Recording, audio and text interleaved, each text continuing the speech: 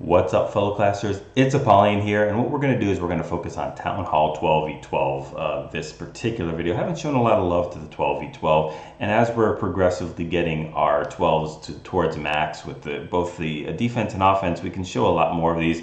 In my opinion, it looks like 12v12 is easier than 10v10, depends.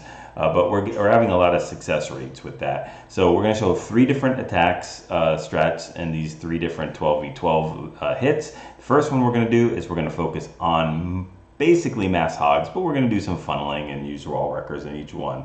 So let's go ahead and start it off. We're going to use some giants in to tank for the defenses there, some Teslas. You can see this is not a max 12 right now by any means. Low level new Teslas and a couple other things.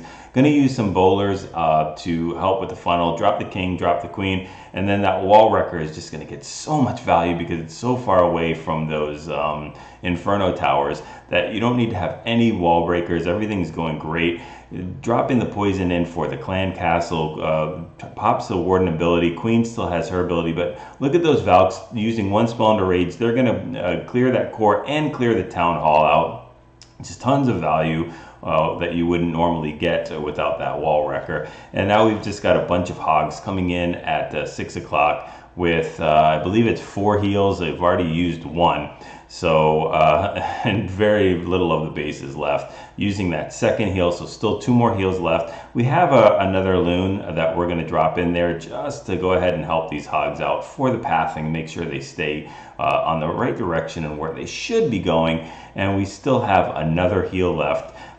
That multi, I think the Inferno Tower is not multi. I think it's single Inferno. So just being able to deal with that many hogs, it's not going to happen. So we've got just a bunch of them that we could have swagged that last heal if it wasn't for a bomb tower / wizard tower combo. If those were point defenses, he could have swagged that last heal. So just a really cool attack. Really just, I mean, soundly defeating it. You can see that at least the walls are almost max. I mean, it was a max Town Hall 11, and then we've already got some of the blue walls in there.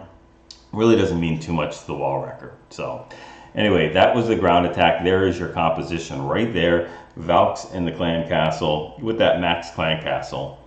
And we'll jump down one more. And we'll look at poison hitting this one.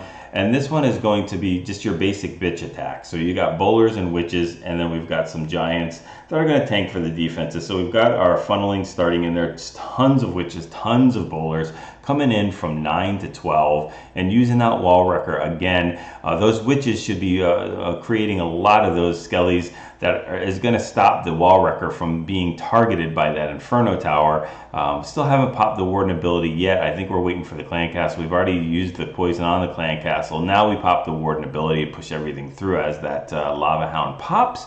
And then we've just got a bunch of bowlers and some witches on each of the sides for the flanks. But we've got a very solid core. Look at that wall wrecker just completely going through the core all the way to the town hall. It's going to explode, and then it's gonna, I don't know what's in there actually. Oh, it looks like Valkyries again. So they're gonna take care of that clan castle, I'm sorry, that town hall by themselves. We're popping the queen ability to take out that last Inferno Tower. We do have a couple of splash damage whiz towers there that would cause a little bit of a problem for bowlers and for witches, but they're doing pretty good tanking all this stuff. We don't have any more spells. We do have a warden that's going to target whatever his counterparts are targeting. We have one more wizard tower to worry about, and a mortar, and also an expo that could pose a problem.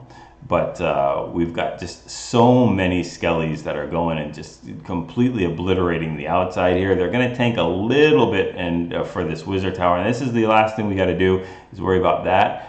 And the warden and bowlers are going to take care of that. And now point defenses are going to be absolutely no problem for all of this because they're just going to be so distracted by all the skellies.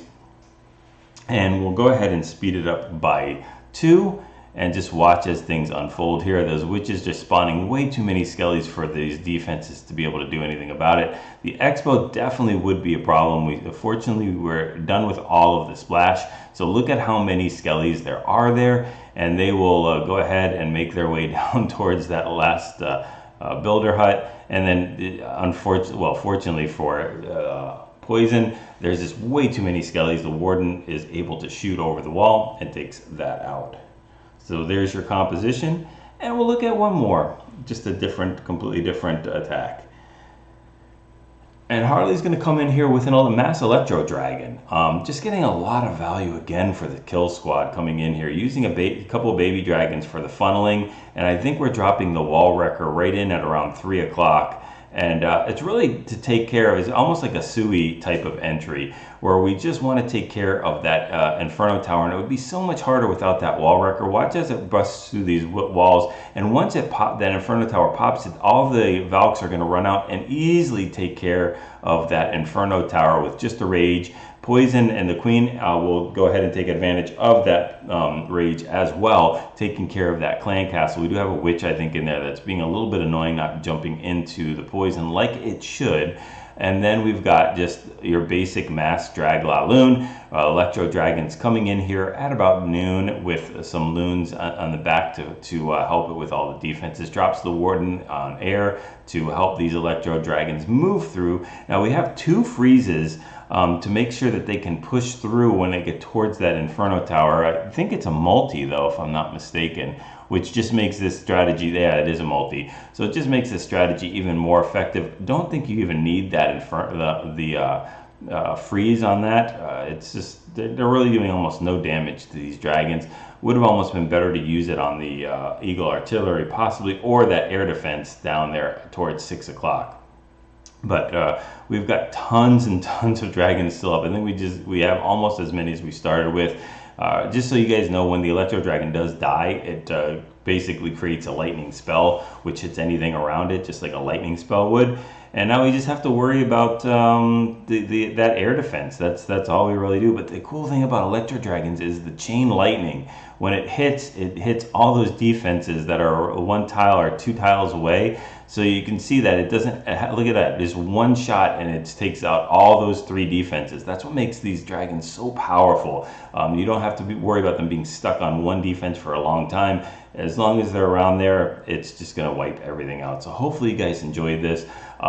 I like watching these Town Hall 12s. I like watching the different types of strategy. It looks like it's pretty cool that you can use Hogs, Electro Dragons. I've seen La Lune many times. La Lune is extremely powerful at Town Hall 12v12. So it looks like it's going to be just as versatile as Town Hall 10 and Town Hall 9 were as far as different attack strategies, really due to the Wall Wrecker or the Blimp, allowing you to cut down on some of the old troops that you would have spent, like wall breakers and extra spells to push the kill squad through. The Wall Wrecker and Blimp does all that kind of stuff. So anyway, go ahead and like, subscribe if you haven't already, share them with your clanmates. If you guys enjoy these type of videos and you get a lot of good hints and comps from it, go ahead and share it with them. I'm sure they'd like it as well. Practice these type of things in your friendly challenges. It's the only way you'll get used to it, the different types of comps, the different deployments and timing. So go ahead and practice, get those 6-star clan wars and practice those 3-star attacks.